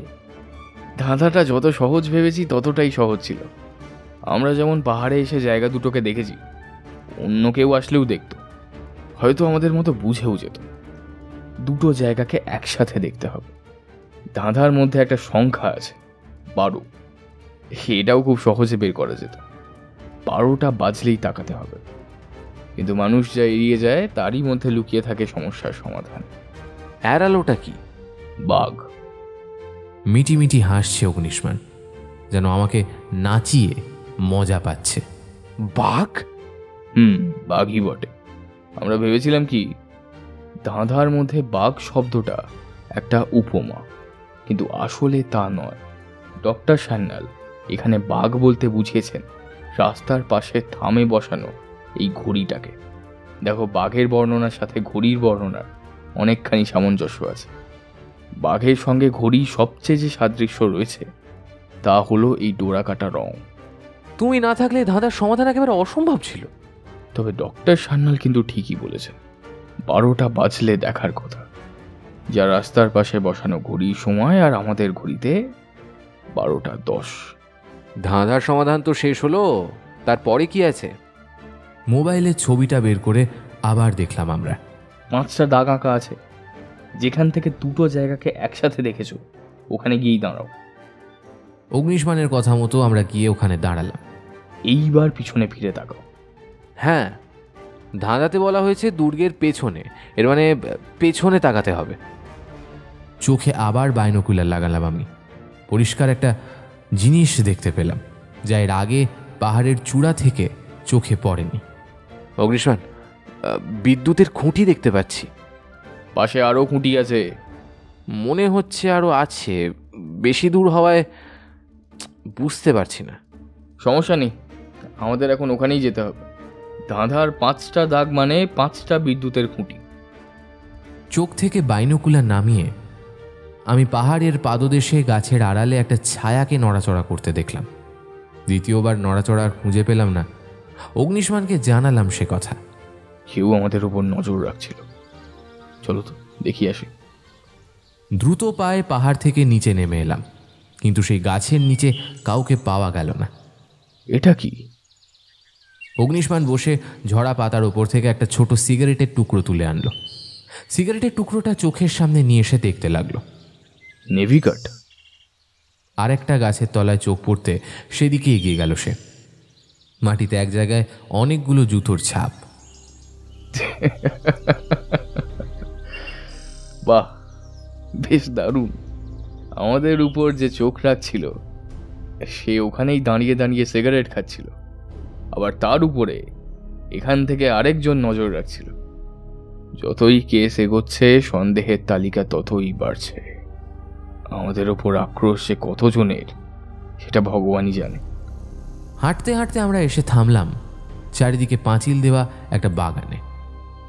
দেওয়াল বরাবর 5টা অকেজো বিদ্যুতের খুঁটি রয়েছে। ধাঁধাতে 5টা দাগ আছে আর এখানেও 5টা বিদ্যুতের খুঁটি। ধাঁধার দাগের জায়গা আছে। ডক্টর সান্যাল কোথাও খুঁটির ছায়াতে মাটির নিচে গুপ্তধন লুকিয়ে রাখেননি তো? এতগুলো খুঁটির কোনটায় খুঁজবো? গুপ্তধন আছে কিনা জানি না, সান্যালের অত টাকা পয়সা ছিল না। অন্তত প্রতিবেশীরা তাই বলেছে। 5টা দাগ ঠিকই, তবে মাঝখানে একটা দাগ কেটে ফেলা হয়েছে। হয়তো ভুলে একটা বেশি দিয়ে ফেলেছেন, তাই কেটেছেন। আচ্ছা, তুমি ভুল করে বেশি দাগ দিলে কোত্থেকে কাটতে? প্রথম থেকে, শেষ থেকে, নাকি মাঝখান থেকে? আমি হলে শেষ থেকে কাটতাম। তার মানে এই দাঁড়াচ্ছে যে ডক্টর সান্যাল ভুল কিংবা বেশির জন্য নয়, ইচ্ছে করেই একটা দাগ কেটেছেন। এখন প্রশ্ন হলো কোন খুঁটির ছায়ায় খুঁজব? বাম দিক থেকে দেয়ালে 2য় খুঁটি, আবার ডান দিক থেকে 4র্থ খুঁটি। আমার কি মনে হচ্ছে জানো, বাঁ দিক থেকে গুনলে যে খুঁটি ওটাই। আচমকা ঠান্ডা হাওয়া দিতে লাগলো। অনুসন্ধান করতে করতে কখন যে আকাশে মেঘ জমেছে আমরা খেয়াল করিনি। মনে হচ্ছে দিনের আকাশে নেমে এসেছে রাতের অন্ধকার। একটা দুর্যোগের ঘন ঘটা। সেদিনের মতো তদন্তের কাজ সমাপ্তি করে আমরা হোটেলের দিকে পা বাড়ালাম। আচ্ছা, তুই হোটেলে যা, আমি কিছুক্ষণের মধ্যে আসছি। এই বলে একটা টোটোতে ও উঠে বসল। এই একটা বাজে স্বভাবর। কোথায় যে মাঝে মাঝে চলে যায় কিছুই বলে না, ভগবানই জানে। সারা রাত ধরে চলল ঝড়ের তাণ্ডব। সকালের আগ পর্যন্ত সব কিছু ওলট পালট করে দিয়ে গেল ঝড়।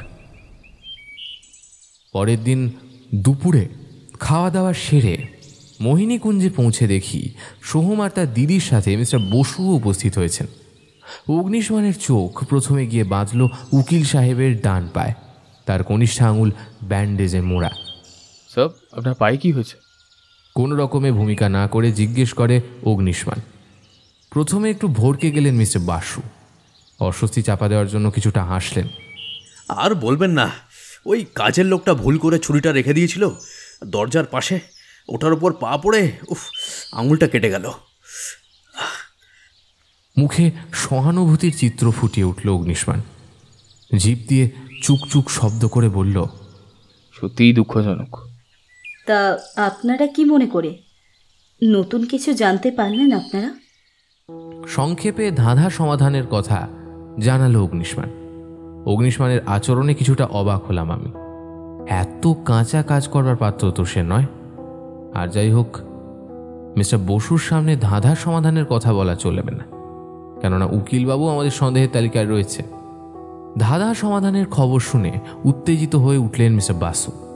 জিজ্ঞেস করে ফেললেন, কিছু পেয়েছি কিনা? মৃদু হাসল অগ্নিষ্মান। এটাই যেন চেয়েছে।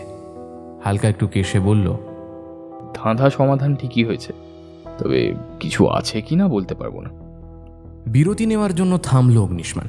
তারপর মিসেস নিবেদিতার দিকে ফিরে বলল, আসলে আমরা খোঁজার সুযোগ পাইনি, তাই তো আপনাদের কাছে এসেছি।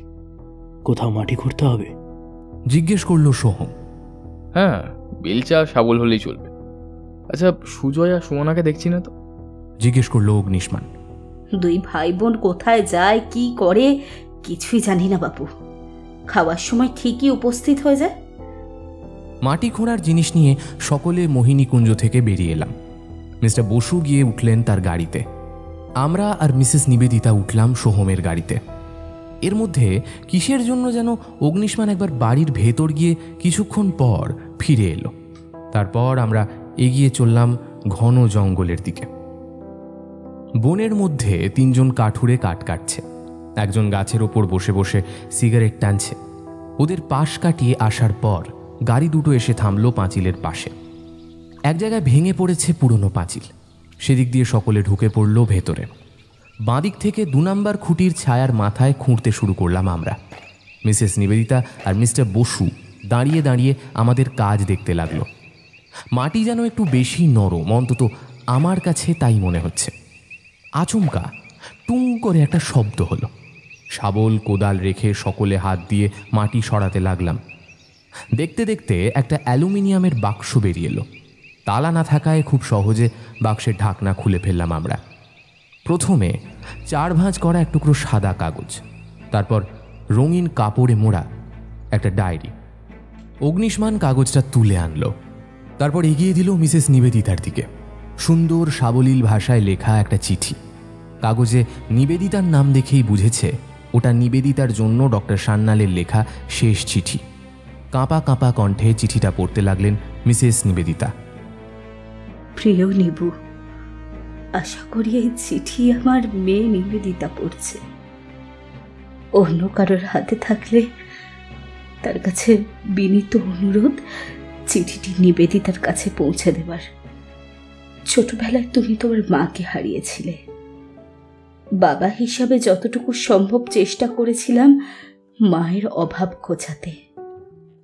জীবন রক্ষার্থে আমি আমার দেশ ছেড়ে এসেছিলাম, কিন্তু তোমাকে তা করতে দিইনি। পাঠিয়ে দিয়েছিলাম আমার মাতৃভূমি বাংলাদেশে। একা থাকার যন্ত্রণা আমি হাড়ে হাড়ে টের পেয়েছিলাম, কিন্তু তোমাকে একা পাঠানো ছাড়া আমার আর কিচ্ছু করার ছিল না। তুমি হয়তো জানো তোমার বাবা এই জীবনে কত সংগ্রাম করেছে। কয়েকদিন অনাহারে কিংবা একবেলা খেয়ে দিন কেটেছে রাস্তার অবহেলিত প্রাণী কুকুর বিড়ালের সাথে। যখন আশ্রমে ছিলাম তখন খুব হিংসা হতো কর্তৃপক্ষের ছেলে মেয়েদের দেখে। তারা যখন কান্না কিংবা রাগ করত তখন সেই সকল বাবা মায়েরা তাদের নয়নের মণিদের কোলে তুলে গালে আলতো করে চুমু দিয়ে হাতের মধ্যে চকলেট গুঁজে দিত। আমি ওই দৃশ্য বেশিক্ষণ দেখতে পারতাম না। দেয়ালের পিঠে মুখ ঠেকিয়ে সৃষ্টিকর্তাকে বিদ্রূপ করতাম। নিজের দেশ ছেড়ে এসেও রেহাই মেলেনি আমার দ্বিতীয় মাতৃভূমি ভারতে। যাদের ভয় পালিয়ে এসেছি এই দেশে তারা আবার আমার পিছু নিয়েছে। আর হয়তো বেশি দিন বাঁচব না। ছোটবেলায় যখন তোমায় আমার মাতৃভূমিতে পাঠিয়ে দিয়েছিলাম, প্রতিনিয়ত তোমার কথা মনে করে তোমার স্মরণে দুফোঁটা অশ্রু বেরিয়ে আসতো স্বার্থপর চোখ থেকে। সেই ছোট থেকে তুমি আমার আদর ভালোবাসা থেকে বঞ্চিত। তুমি হয়তো মনে মনে ভেবেছিলে তোমার বাবা নিষ্ঠুর পাষাণ হৃদয়ের একটি লোক, কিন্তু বিশ্বাস করো, বারবার ছুটে যেতে চেয়েছিলাম তোমার কাছে, কিন্তু আমার হাত পা যে বাঁধা। তোমার মাকে কথা দিয়েছিলাম তোমাকে আমার নিজের মাতৃভূমিতে মানুষ করব, তাই ফিরিয়ে আনতে পারিনি। এত বছর দূরে থাকায় তোমাকে কখনো জন্মদিনের উপহার দেওয়া হয়নি। জন্মদিনের উপহার হিসাবে তাই আমি আমার জীবনের শেষ আবিষ্কারটি রেখে গেলাম একটি রঙিন রুমালে। রুমালটি আমার বাবার কাছ থেকে পাওয়া শেষ সম্বল। এত বছর ওটা আমি আঁকলে রেখেছিলাম। সেই দায়িত্ব এখন তোমার উপর। যত্ন করে রেখো তোমার ঠাকুরদার স্মৃতিটুকু। ভালো থেকো, আবার ভালোবাসা নিও। যদি কোনো ভদ্রলোক চিঠিটি পেয়ে থাকেন, তাহলে আমি আবারও তার কাছে অনুরোধ করব চিঠিটি আমার মেয়ের কাছে পৌঁছে দেবার জন্য, যাতে সে জানতে পারে কেন তাকে তার বাবা এত বছর দূরে রেখেছিল। তার বাবা কোনো পাষাণ হৃদয়ের মানুষ ছিল না, একান্ত বিশ্বস্ত ডক্টর সঞ্জীব সান্যাল।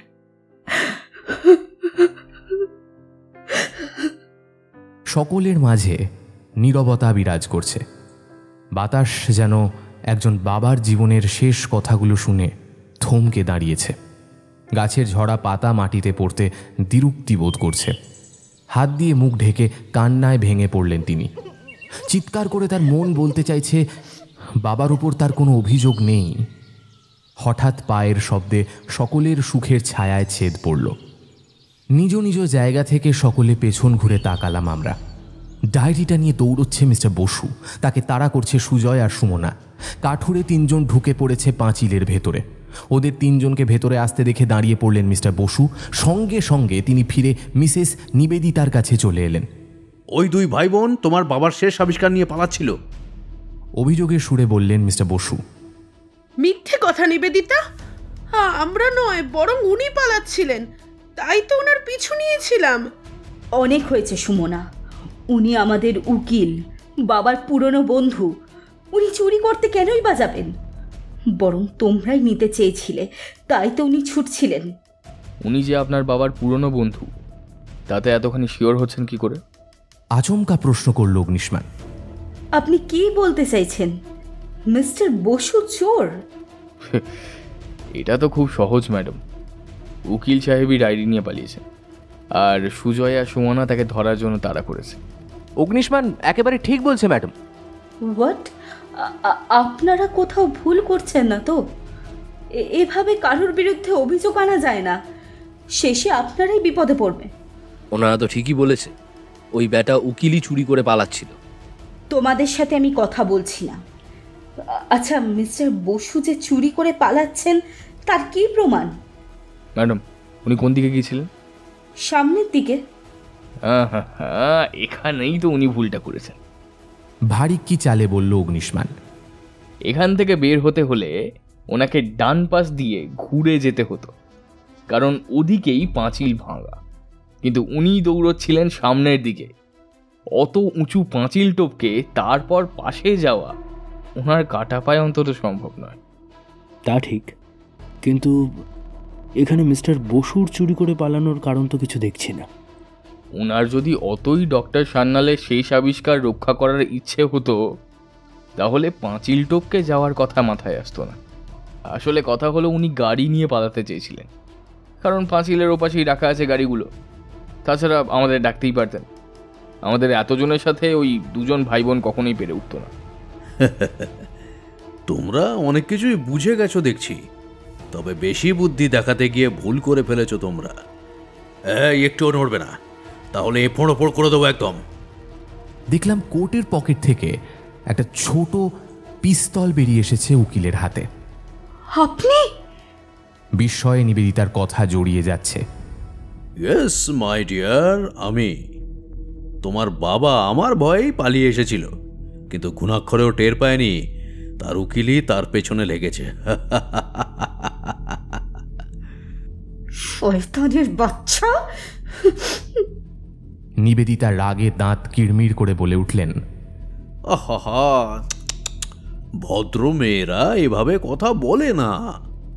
নরম গলায় বলে আবার কঠিন হয়ে উঠল মিস্টার বসুর কণ্ঠ। তোমরা চারজন এক সারিতে দাঁড়িয়ে পড়ো তো।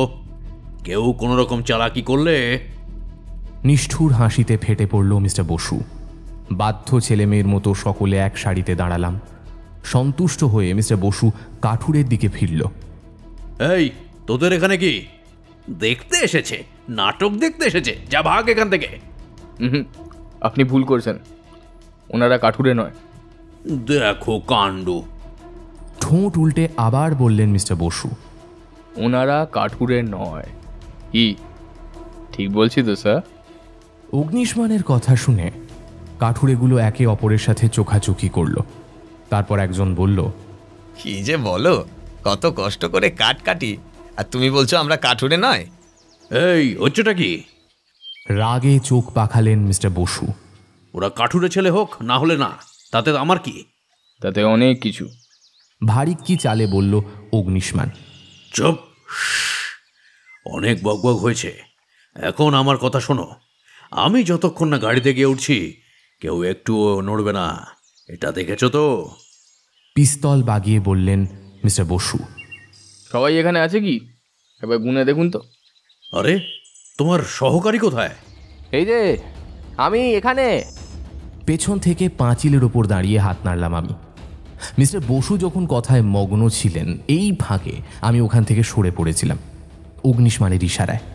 মিস্টার বসু আমার দিকে তাকানোর সুযোগটা কাজে লাগালো অগ্নিশমান। পেছন থেকে মিস্টার বসুর পায়ে লাথি মারল, সাথে সাথে মাটিতে বসে পড়ল উকিল। পাঁচিল থেকে লাফিয়ে উকিলের ওপর পড়লাম আমি। তার হাত থেকে পিস্তলটা ছিটকে পড়ে গেল, ওটা গিয়ে পড়ল একটু দূরে। এই সময় ভাঙা পাঁচিলের কাছে গাড়ির ব্রেক কষার শব্দ হলো। পিস্তল হাতে ভেতরে ঢুকলেন পুরুলিয়ার পুলিশ সুপার অবিনাশ পাল। তার পেছন পেছন এলো কয়েকজন কনস্টেবল। মাটি থেকে মিস্টার বসুকে তুলে চেপে ধরল কনস্টেবলরা। Good job. প্রশংসার দৃষ্টিতে আমাদের দিকে তাকিয়ে বললেন পুলিশ সুপার। আপনাদের খবর পাঠালো কে? অবাক হয়ে জিজ্ঞেস করল মিসেস নিবেদিতা। অগ্নিশমান সেনগুপ্ত, বললেন পুলিশ সুপার। অগ্নিশমান? একসঙ্গে প্রতিধ্বনি করলাম আমি আর সোহম। ইয়েস। মাথা নাড়লেন পুলিশ সুপার। কি অগ্নিশমান, ওদের কিছু বলনি? আমরা আবার কি করলাম? যা করার ওই উকিল করেছে। পকেট থেকে পেপার বের করে সুমনার দিকে ছুঁড়ে দিল অগ্নিশমান। পেপারে নিজেদের ছবি দেখে যা বুঝার বুঝে নিয়েছে দুই ভাই বোন। তাদেরকে চোখ বড় বড় করতে দেখে পুলিশ সুপার বললেন, কি করেছো মাথায় ঢুকেছে মিস্টার সুজয় আর মিসেস সুমনা? চুপ করে রইল ভাই বোন। পুলিশ সুপার কনস্টেবলদের নির্দেশ দিলেন ওদের হাত কড়া পড়াতে। তারপর ফিরলেন অগ্নিশমানের দিকে। তোমার জন্যই আজ এই ধোঁকাবাজদের ধরা সম্ভব হয়েছে। আমরা তো কিছুই বুঝলাম না স্যার। সুজয় আর সুমনা কি করেছে? আর অগ্নিশমানই বা কখন খবর পাঠালো? আমি বলছি ম্যাডাম, বলল অগ্নিশমান। দুই ভাই বোনের ধোঁকাবাজির কথা জানালো সে। তারপর বলল, সেদিন আপনাদের বাড়িতে গিয়ে এই দুই ভাই বোনের ছবি তুলে এনেছিলাম। তারপর দোকানে গিয়ে ছবিগুলোকে ডেভেলপ করে আনি। সুপারকে ছবি আর পেপার দেখাতেই উনি চিনতে পারলেন। সাথে সাথেই ওদের গ্রেফতার করতে চেয়েছিলেন, কিন্তু আমি নিষেধ করলাম। এই দিনটার জন্যই প্রতীক্ষা করতে বললাম। ও মাই গড, এত বড় ঠকবাজ! কিন্তু ওরা যদি এর আগে পালিয়ে যেত তখন কিভাবে ধরতে? পারতো না। এরা যে কাজের জন্য এসেছে তা না করে যেত না, কেননা ওদের সম্পর্কে আমরা জানতে পেরেছি তা ওরা কখনোই কল্পনা করতে পারেনি। মিস্টার বসুর বিষয়টা কি? মানে আপনাদের কথায় মনে হচ্ছে ওকেও সন্দেহ করেছিলেন আগে থেকেই। একটা সিগারেট ধরিয়ে অগ্নিশমান বলতে শুরু করলো। প্রথম দিন থেকে উকিলকে আমাদের সন্দেহ হয়েছিল, কেননা উনি আমাদের কথা আড়ি পেতে শুনছিলেন। কিন্তু ওনাকে জিজ্ঞেস করতে উনি আমাদেরকে মিথ্যে বললেন। উকিল সাহেব, আপনার হয়তো মনে আছে, বৃষ্টির দিনে আপনার পোশাক শুকনো দেখে আমি জিজ্ঞেস করেছিলাম আপনাকে, আপনি বলেছিলেন বৃষ্টি থেমে গেছে কিন্তু আপনার জুতোয় কাদা লেগেছিল, অথচ বারান্দা থেকে গেট অবধি ইট দিয়ে বাঁধানো, সেই রাস্তায় আপনার জুতোয় কাদা কোথায় লাগলো? হাড়ি পেতে শোনাটা অনেকের বদভ্যাস, এতে কাউকে সন্দেহ করা যায় না। ঠিক বলেছেন স্যার, কিন্তু সন্দেহ তো ঢুকিয়েছিলেন এই 2 কাঠুরে। কাঠুরে? আগে ঠিক তাই। ওনাদের হাতগুলো দেখুন, একেবারে পরিষ্কার, কিন্তু ওই তৃতীয় লোকটার হাত দেখুন, কত কাটার দাগ। ওই লোকটাই হলো আসল কাঠুরে, এরা নকল। সত্যি তো? এই কে তোমরা? মনে হচ্ছে সাদা পোশাকে কোনো পুলিশের গুপ্তচর। ঠিক বলছি তো স্যার? হ্যাঁ, তাহলে ধরেই ফেলেছ। হ্যাঁ, আমরা দুজনেই বাংলাদেশের ক্রাইম ডিপার্টমেন্টের গুপ্তচর। কিন্তু আপনাদের কিভাবে সন্দেহ জাগালাম? প্রথম দিন আপনারা যেখান থেকে মোহিনীকুঞ্জর ভেতরে তাকিয়েছিলেন, আমরাও ওখান দিয়েই দেখছিলাম।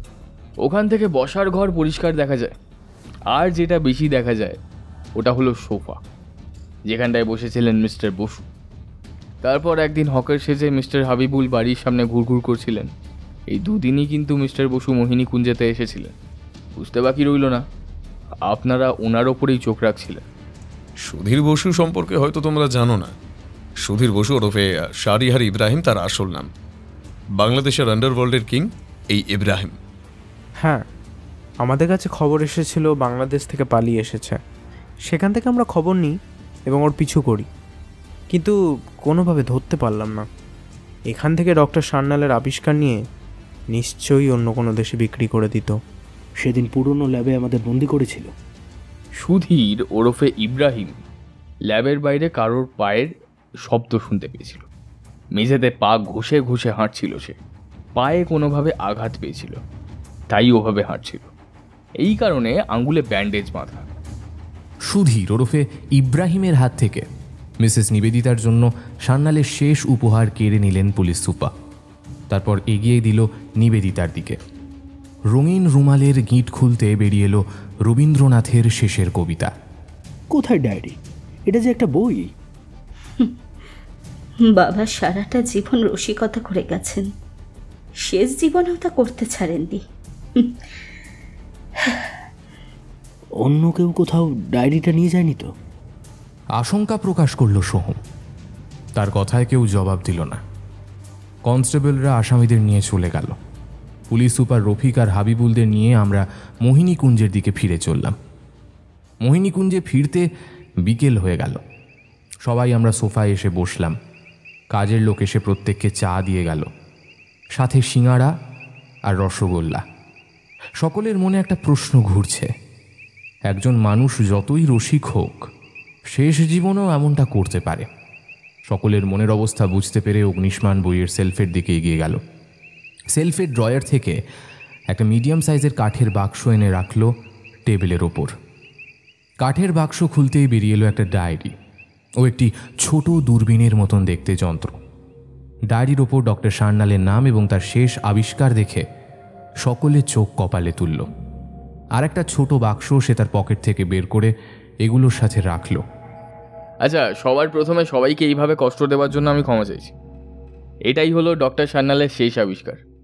মানুষের শ্রবণ সীমা সাধারণত 20 হার্জ থেকে 20,000 হার্জ কম্পাঙ্ক পর্যন্ত বিস্তৃত, কিন্তু এই যন্ত্রতে কান ঠেকিয়ে তার দ্বিগুণ দূরত্বের শব্দ শোনা যাবে। আর হ্যাঁ, মিসেস নিবেদিতা, ওই ছোট বাক্সটা খুলুন সবার সামনে।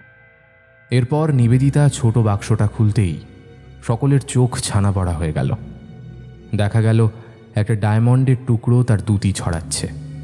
আমি বললাম, আমি তখনই বুঝেছি কিছু একটা গন্ডগোল আছে। মাটি খোঁড়ার সময় মাটি খুব নরম মনে হয়েছিল, যেন কেউ আগে একবার খুঁড়েছে। কিন্তু এসব করলে কখন? বাক্সটাই বা এখানে আসলো কি করে? জঙ্গলে যাওয়ার আগে তুমি একবার বাড়ির মধ্যে গিয়েছিলে, তখন নিশ্চয়ই বাক্সটা বুক সেলফের ড্রয়ারে রেখেছো। তবে এটার জন্য ধন্যবাদ দিতে হয় রফিক স্যারকে। আমাকে? নিজের দিকে আঙুল তুলে অবাক হওয়ার ভঙ্গিতে বলল রফিক। হ্যাঁ স্যার, গতকাল তো পাহাড়ের নিচ থেকে আপনিই আমাদের ওপর নজর রাখছিলেন। মানতে পারছি না, নিশ্চয়ই তুমি আমায় দেখেছো। না স্যার, আপনাকে দেখিনি, তবে আপনি ভুলে গাছের নিচে সিগারেটের টুকরো ফেলে গিয়েছিলেন। অন্য কারো হতে পারতো, কিন্তু সিগারেটটি ছিল আধ খাওয়া। আমার সহকারী গাছের নিচে ছায়া নড়তে দেখেছিল।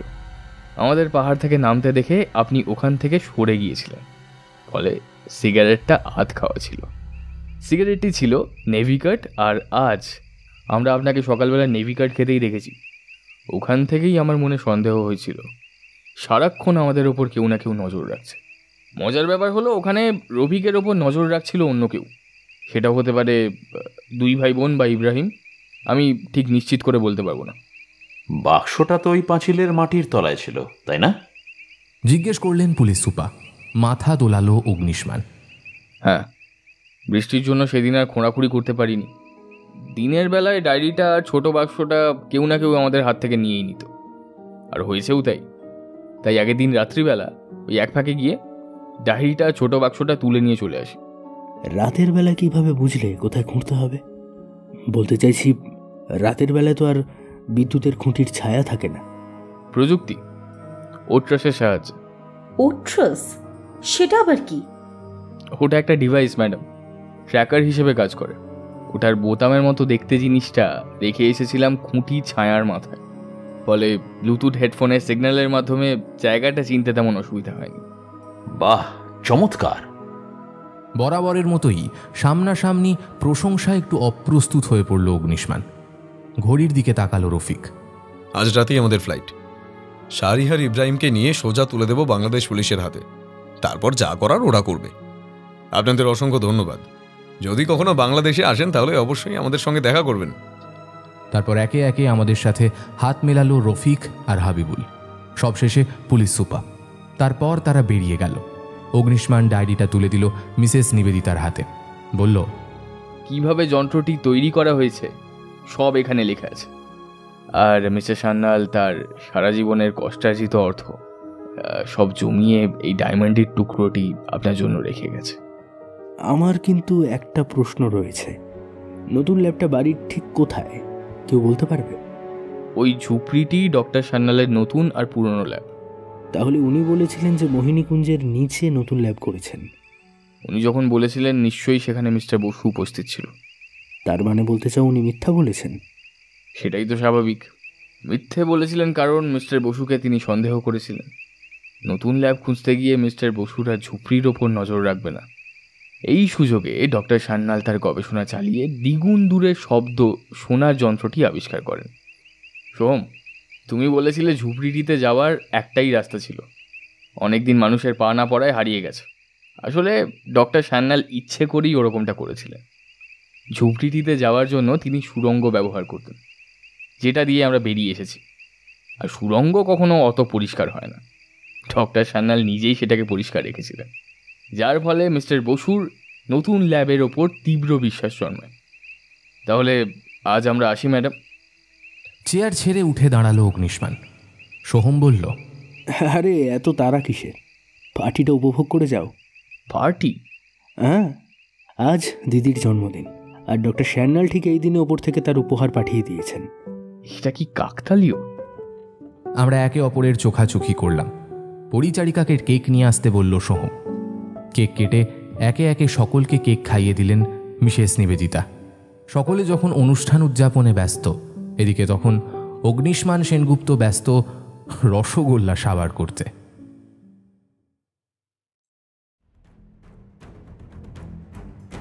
এতক্ষণ আপনারা শুনছিলেন ডক্টর সান্যালের উইল, রচনা সুমিত মিত্র। আজকের গল্প পাঠ তথা ইন্দ্রর ভূমিকায় ছিলাম আমি সায়ন্তন, অগ্নিশমানের ভূমিকায় ছিল আর্য।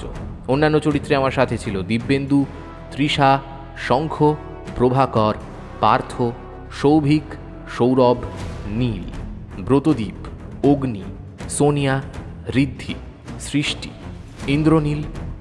এই গল্পের নাট্যরূপ নির্মাণে ছিল উমা। আবহ সঙ্গীত ও স্পেশাল এফেক্টসে ছিল শঙ্খ। এই গল্পের প্রচ্ছদ নির্মাণ করেছে শুভদীপ ব্যানার্জি। কেমন লাগলো আজকের গল্পটা? যদি এই গল্পটা আপনাদের ভালো লেগে থাকে, ভিডিওটিকে অবশ্যই একটি লাইক করে দেবেন, চ্যানেলটা সাবস্ক্রাইব করতে ভুলবেন না, বেল আইকনে ক্লিক করে রাখবেন সমস্ত গল্পের আপডেট এবং নোটিফিকেশানের জন্য। পরবর্তী ভিডিওতে আবার আপনাদের সাথে দেখা হবে। সবাই সুস্থ থাকবেন, ভালো থাকবেন। আজকের মতো এখানেই শেষ করছি। নমস্কার, শুভরাত্রি।